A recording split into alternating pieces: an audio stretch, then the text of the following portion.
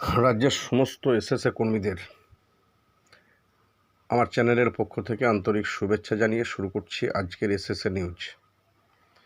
দেখুন, আমি আমার এই চ্যানেলের বিগত ভিডিওতে বলেছিলাম যে রাজ্যের সমগ্র শিক্ষার কর্মীদের যে সাম্মানিক বৃদ্ধি হয়েছে 5,000 টাকা, যদিও বাজেটে সেটা শুধুমাত্র পার্শ্ব শিক্ষক বলে উল্লেখ আছে, কিন্তু আমরা যেটা পর্যালোচনা করে দেখতে পাচ্ছি যে 2020 সাল থেকে এসএসকে এমএসকে শিক্ষক শিক্ষিকাদেরও পার্শ্ব শিক্ষক হিসাবে বিগত সরকার ট্রিট করেছে।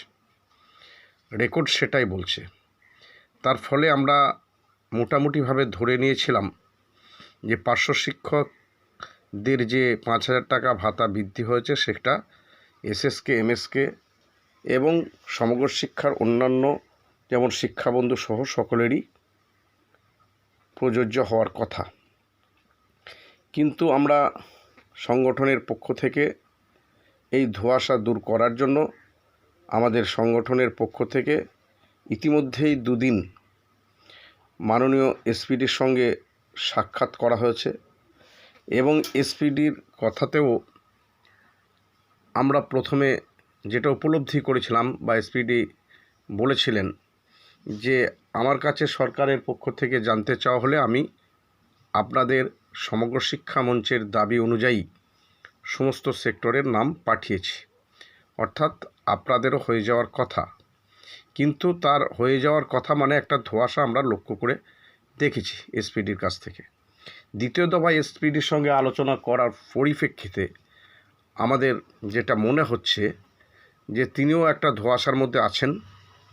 তাই আমরা ইতিমধ্যেই সমস্ত ধোঁয়াশা দূর করার জন্য সংগঠনের পক্ষ থেকে যাতে এই বাজেটের মধ্যেই এসএসকে এমএসকে সহ যে সমস্ত সেক্টর বাদ পড়ে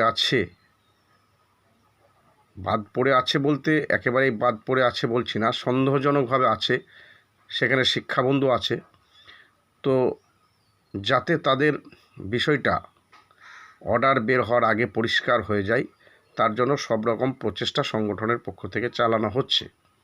আমরা খুব শীঘ্রই সংগঠনের পক্ষ থেকে চেষ্টা করে যাচ্ছি যে মুখ্যমন্ত্রীর সঙ্গে একটা সাক্ষাৎ করার, এবং আমরা আশাবাদী মুখ্যমন্ত্রীর সঙ্গে সাক্ষাৎ হলেই সমস্ত বিষয়টা পরিষ্কার হয়ে যাবে এবং যদি কোনো ধোঁয়াশা থাকে সেটা মুখ্যমন্ত্রীর হস্তক্ষেপে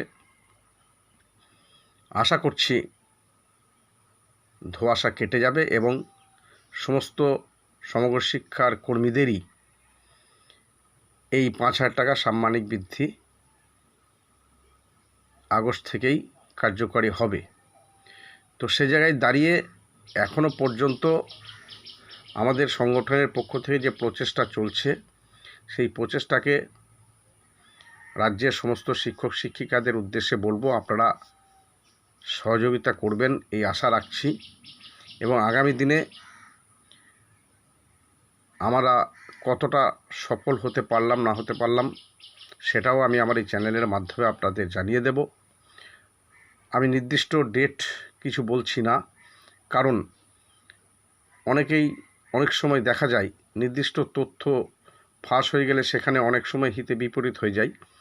তো আমরা দৃঢ়তার সঙ্গে বলছি রাজ্যের সমস্ত শিক্ষক শিক্ষিকাদের উদ্দেশ্যে যে আমরা খুব শীঘ্রই সংগঠনের পক্ষ থেকে মাননীয় মুখ্যমন্ত্রীর কাছে পৌঁছাচ্ছি এবং আমাদের যে জটিলতা যে ধোঁয়াশা এখন আছে সেটাকে কাটিয়ে তুলে আমরা সকলের জন্য সাম্মানিক বৃদ্ধির চেষ্টা করছি এবং সেটা সফল হব এই আশা ভরসা রেখে সকলকে সংগঠনের পক্ষ থেকে সংগ্রামী অভিনন্দন জানিয়ে শেষ করছি।